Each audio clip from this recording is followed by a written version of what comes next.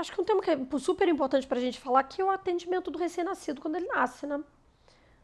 Esse é um dos pilares da minha carreira e eu não sei porque a gente não trouxe ainda esse tema. A gente hoje chama de atendimento humanizado, né?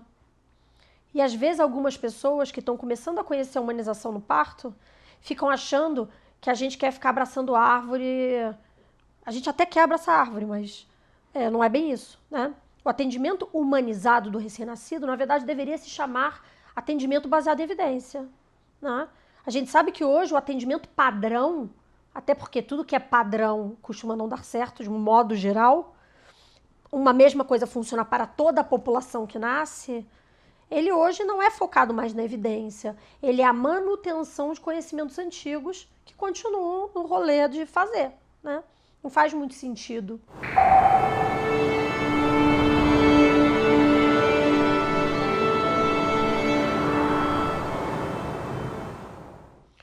Então, eu queria explicar para vocês mais ou menos como é que é o nascimento e o que precisa realmente ser feito, né? Quando o bebê nasce, principalmente o bebê que nasce por um parto humanizado, mesmo que seja uma cesárea, o bebê ele vem direto para a mãe, né? Então, ele chora muito pouco. É um bebê que chora pouco. Ele nasce roxo, nasce mole, você sente ali o cordão tá pulsando bastante, o bebê vai respirando, vai recebendo aquele sangue do cordão, que é dele, né? Então, inclusive as cesáreas desumanas, poderia esperar um pouquinho para clampear o cordão, né? Isso é tão importante, porque 25% do sangue, mais ou menos, da criança está circulando na placenta. Quando a criança nasce, você não dá tempo dela recuperar esse sangue, ela fica sem ele. Inclusive é comum ficar cansado logo depois do parto, porque esse não pegou a quantidade de sangue que era dele e que ficou na placenta porque foi clampeado cedo o cordão, né? Então isso é uma das coisas mais importantes. E quando a criança vem para a mãe, a gente tem que entender, a gente já falou disso, o bebê ele não entende o que está sendo dito, então ele precisa sentir o cheiro e o toque das pessoas, né? Então a gente geralmente deixa ele com a mãe bastante tempo. Só o fato de estar no colo nessa primeira uma hora e meia, já auxilia na descida do leite. É uma coisa super importante para a criança ser calma, ficar calma, né? Essas primeiras 24 horas são muito importantes.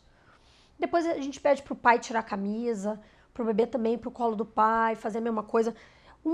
Essa posição que o bebê fica assim, que é como a gente pensa em segurar um bebê, ele fica meio desorganizado. Então o ideal é segurar o bebê na posição do sling, né? A cabeça aqui, perto do pescoço, e o bebezinho com as costas em C, parecendo uma bolinha.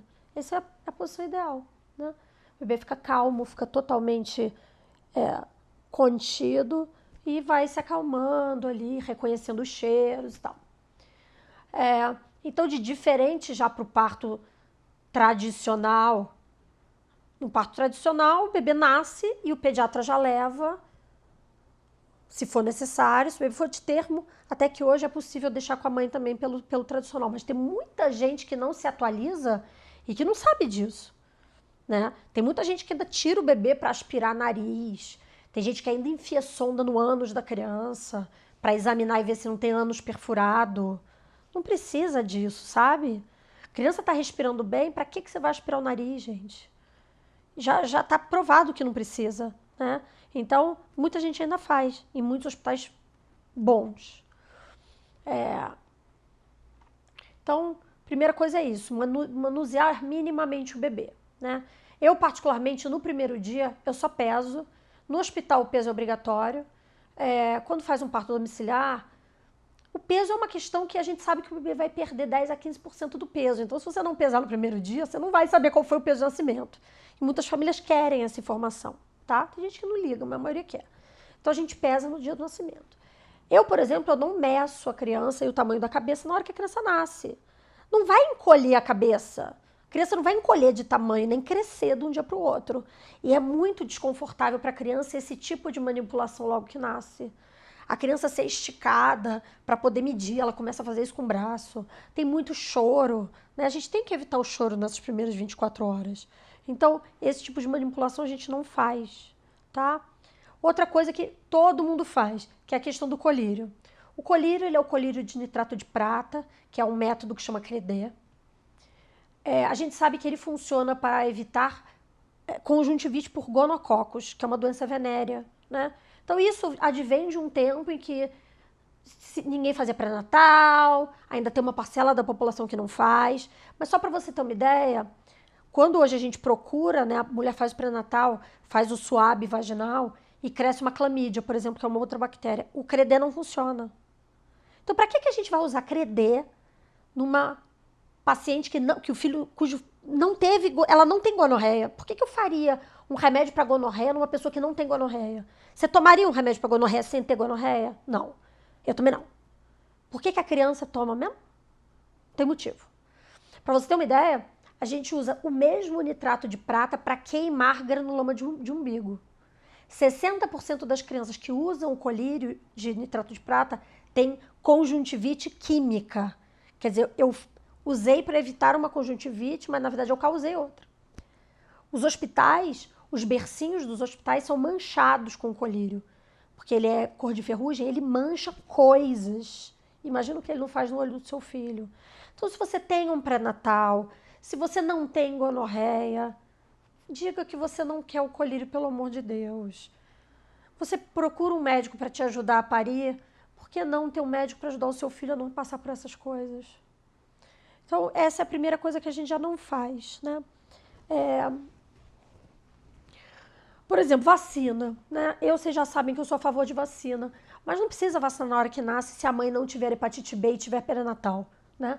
Ah, Silvia, mas até 40% das mulheres no Brasil não tem pré-natal. Ok? Eu não tô falando dessa população. Eu tô falando... isso que eu tô falando é para a população que é acompanhada por médicos. Se você não tem hepatite B, ou se você já foi vacinada, por que seu filho tem que ser furado no dia que ele nasce? Se ele não tem risco de pegar hepatite B.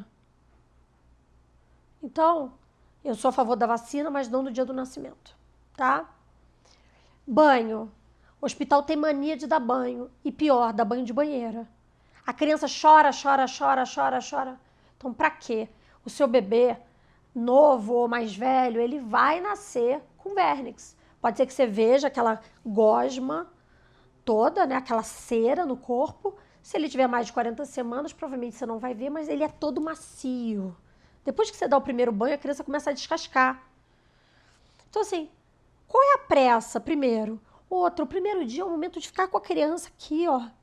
Então, se der... Os hospitais hoje em dia tem uns tops que você consegue deixar a criança dentro. Você fica deitada com o seu bebê só namorando ali. Tem criança que não quer mamar no primeiro dia. Principalmente o bebê de parto normal. Tá super cansado, ficou um tempão preso na placenta, recebeu bastante açúcar. Às vezes a criança não quer mamar, mas ela fica calma ali. Então, o primeiro dia a gente orienta a deixar escurinho o quarto, para tentar aparecer o útero. Depois de 24 horas, ou perto das 24, a criança vai começar a ter fome. Aí o mundo vai... Aí você já acende a luz, já pode dar um banho. Mas essas primeiras horas, fica namorando o seu bebê. Põe com o pai, põe com você, sem... muito dedinho, não tem dedinho no útero, né? Então, tentar que esse primeiro dia seja útero, para já começar bem, para o seu filho ficar calmo. Deixar uma temperatura agradável. Então, sim, pode usar ar-condicionado no hospital, pode usar ar-condicionado se nascer em casa, né? Colo é uma coisa que esquenta muito. Então, se o bebê estiver parecendo uma amora, essa não é a cor dele. Então, ele tá com calor. Então, sempre lembrar disso, né? É comum as pessoas acharem que bebê sente frio, mas é importante a gente cuidar para que eles não sintam calor, né? A gente já mencionou que o bebê vai perder peso, vai redistribuir as águas. Se ele passar calor, ele vai perder muito mais peso. E essa é uma das causas que acaba o pediatra entrando com o leite artificial, porque o bebê acabou perdendo muito peso. Então é importante a gente proteger as crianças disso, né? E acho que a outra coisa que a gente deve falar é sobre a vitamina K. Vitamina K é importante, o fígado do bebê não trabalha no útero, então a vitamina K que a gente dá no nascimento, ela serve para impedir que a gente tenha hemorragias espontâneas, que é a doença hemorrágica do recém-nascido. Como o fígado dele ainda não está trabalhando direito, e é o fígado que vai trabalhar nessa manutenção da gente chama homeostase, ou seja, a gente não vai sangrar espontaneamente. Mas todos os bebês têm esse risco? Vamos pensar. Os bebês que entram em trabalho de parto, eles estão mais maduros, porque eles receberam os hormônios do parto, eles já estavam prontos para nascer. Bebês mais de 40 semanas são bebês realmente mais maduros. Bebês cuja gestação foi totalmente tranquila, não teve diabetes, que é um fator de risco para doença hemorrágica. Bebês grandes, né, que não são bebês muito pequenininhos. Tudo isso diminui a chance de seu bebê ter doença hemorrágica, é uma coisa bem rara. Então, por que não fazer a vitamina K oral ao invés de fazer injetável? O seu filho já vai nascer, você já vai dar uma picada na perna dele? Sendo que você pode dar oral, eu não estou falando de um prematuro, eu não estou falando de um filho de mãe diabética que tomou insulina na gravidez, que vão ter bebês mais imaturos. Eu estou falando da massa. Nasce de termo, nasce com mais de 3 quilos, aqueles meninos lá, que é a maioria dos meninos que a gente faz parto, né? Então, a maioria não precisa. Que tal se a gente passasse a tratar a maioria individualmente e deixasse para fazer as coisas realmente necessárias para os que precisam e não para geral? Um parto tradicional, o cara nasce, já dão injeção em cada um em uma perna, que é a vacina e a vitamina K, o cara já toma um colírio no meio do zóio, mesmo que nasça de cesariana. Explica para mim como que o bicho da gonorreia que você tem aqui na vulva, na vagina, vai pular para cesárea. É uma pulga, né? Não é uma gonorreia, isso é uma pulga. Então, assim, não existe, mas o cara faz, porque o cara não quer pensar. O cara se esconde atrás do protocolo para ficar o quê? Preguiçosinho. Então eu vou lá, já taco mesmo esse colírio, bora, foi cesárea marcada, não tem nada, eu vou tacar mesmo esse colírio. Se você pegar hospitais aqui que tem 90% de cesárea, cara, eles iam usar credê numa minoria das crianças, mesmo que eles usassem todas de parto normal, vamos dizer, que já não precisa, mas eles fazem nessas 90% cesárea, eles ainda ganham credê. Faz o mesmo sentido. Então eu acho que o entendimento dessa fisiologia, do que o bebê precisa, nos ajuda a oferecer para ele, de fato, só o essencial. E a coisa mais importante, que é o colo da mãe, que é estabilizar essa saída do útero, né? O bebê sai de um meio úmido e super hidratante para um meio seco, né? Entender a dificuldade que é essa adaptação da pele, essa adaptação. O bebê não produz sebo logo no início, às vezes demora um mês para produzir sebo. Então, a pele vai ressecar. Se a gente esperasse mais um pouquinho? E se a gente desse um banho de ofurô? Não precisa ser eu vou comprar um ofurô de R$300. Não, um balde. Um balde. Quanto que não tem posto Cândida? Compra um balde. Você compra R$50, R$40. Um balde daqueles viradinhos que não tem nada áspero no fundo. Segura o bebê assim, ó. Assim, ó. Um aqui e o outro lá atrás no coisa. E deixa o bebê de água até aqui. E aí vai fazendo assim com a mão pra ele dar aquela voltinha gostosa. Não tem porquê a gente ficar dando banho de banheiro com a criança virada para trás, se debatendo e berrando. É melhor dar de chuveiro banho de água com o pai do que fazer esse negócio dessa banheira. Não é uma coisa boa. A criança chora, chora. E assim, se deu de balde e não gostou, também não dá de balde não, dá no chuveiro. O banho é para relaxar nesse início. A criança tá suja de quê? Ela não vai no chão, passa o dia no colo. Tem que todo dia tomar banho de banheira, esfregar shampoo na cara da criança? Cara, que coisa horrorosa é essa? Muito sofrido. Acho que são essas coisas importantes sobre o... Se as pessoas tiverem dúvida, também perguntam aqui abaixo se não ficou claro, ou algum outro procedimento que vocês já ouviram falar. E aí eu vou explicando se precisa ou não. E a gente, claro, pode fazer uma segunda etapa, se alguém tiver dúvida sobre parto domiciliar. Enfim, comentem.